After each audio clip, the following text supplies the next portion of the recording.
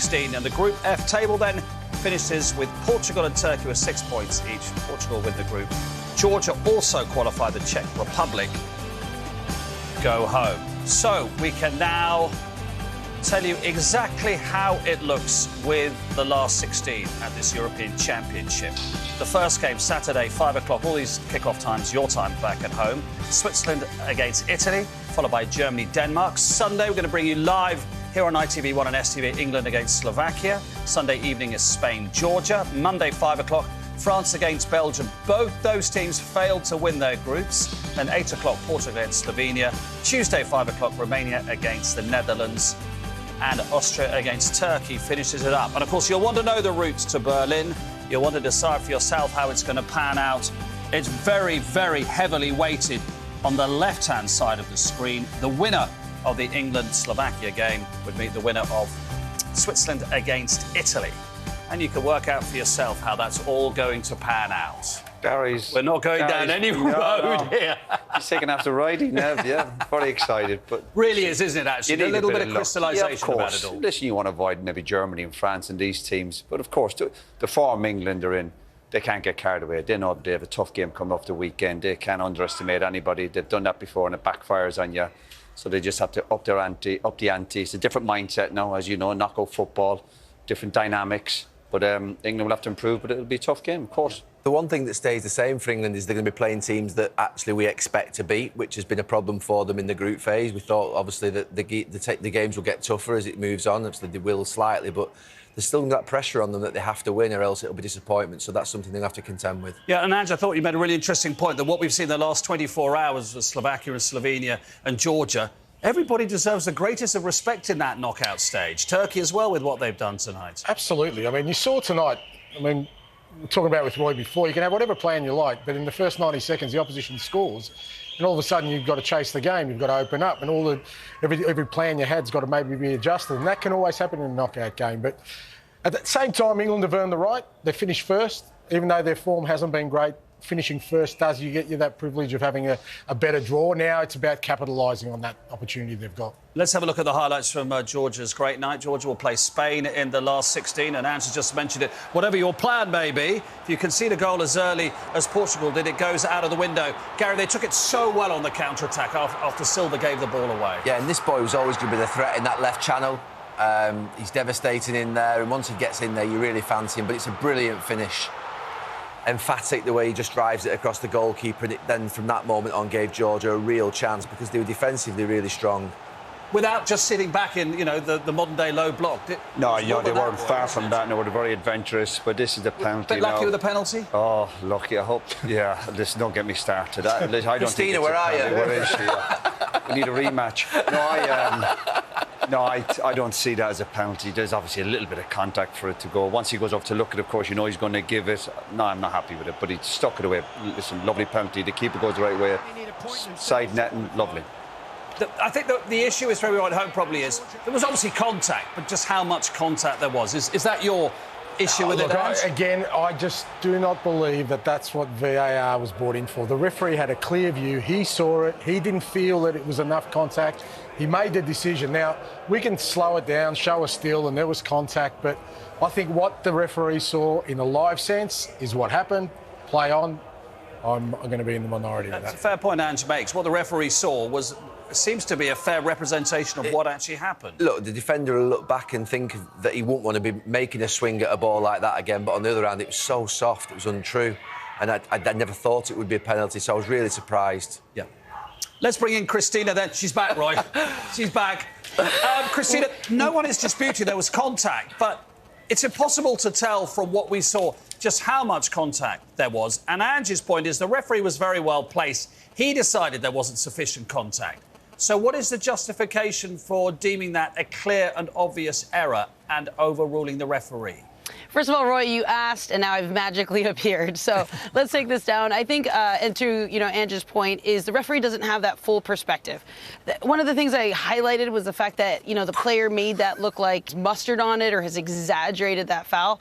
However, the evidence in the video that is actually from the camera angle of the goal line really shows that there's actual contact, and this is the one that convinced me. The other ones didn't. Yes, he gets some. Yes, there's contact. Does he make a meal out of it? The answer is yes. But the best angle is the angle that the referee would not have, which is that reverse camera angle to show that there is contact to take out a bit of his leg. And there's one other angle, too, as well. That's the one looking straight in onto the attacker. That really kind of solidifies it, that from a VAR's perspective, it would determine it to be a clear and obvious error.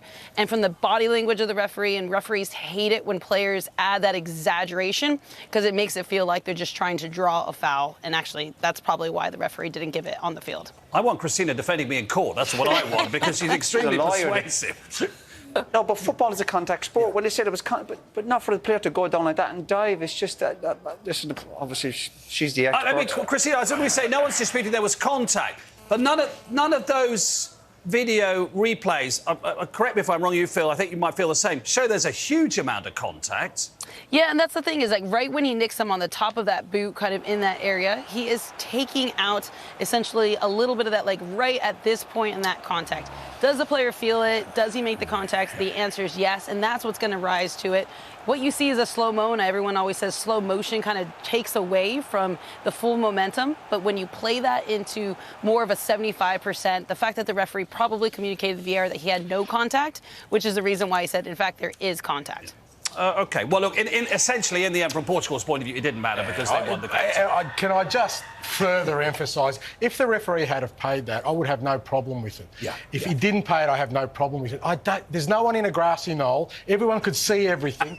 VAR was brought in for the ones that were absolutely obvious. Yeah. I just don't think that's what it's for. But again, I think a lot of people would agree with you, Andrew. VAR I think the Ronaldo one in the first half comes back into play, doesn't it? Yeah, exactly. That was more contact. Yeah. That was more visible, was it, to certainly the public eye. Right, after the break, we'll discuss the other match in Group F. So we know what the last 16 looks like, and we'll tell you all the games that we're going to bring you live and exclusive here on ITV1 and STV. We're going to start with Germany against Denmark. That's Saturday at 7 o'clock. What have you made of the Germans so far? I still think they'll be hard to beat at home. I know they're obviously disappointed, I suppose, with the last result, but they're unbeaten. They got that momentum behind you. They got a goal threat.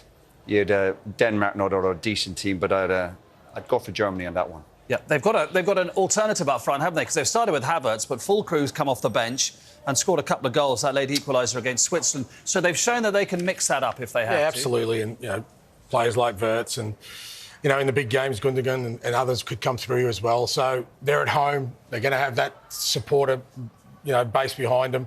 Denmark, well organised. We saw that, and they will be again. But I just think for this game, I think Germany will be too strong. Shades of 2006 in that we expect Germany to go a long way. They didn't win it then, of course, but they got to the semi-finals that time. You always expect Germany, just as particularly as an English fan, to go the whole way. I didn't have them as favourites before the tournament, but I think they'll be happy playing Denmark in this round, and I think they'll get through. Yeah. OK, we can have a look at the road to Berlin, as it were, and you can decide for yourself how it is going to pan out. As I said a little bit earlier, all the heavyweights in many ways are on the left-hand side. Down the bottom there, bottom left is an interesting one. France, who were the favourites, along with England beforehand, and Belgium, neither of them won their groups, which actually means that they've both got quite a heavyweight last 16 game. And would you say, despite the fact that France struggled to score in open play, you'd have to fancy them against Belgium, wouldn't you? Belgians don't still really look as cohesive as maybe they once did. Absolutely, but as I was saying before, that's the privilege you get from finishing first. They finished second, and now they've got a tough little sort of road to navigate.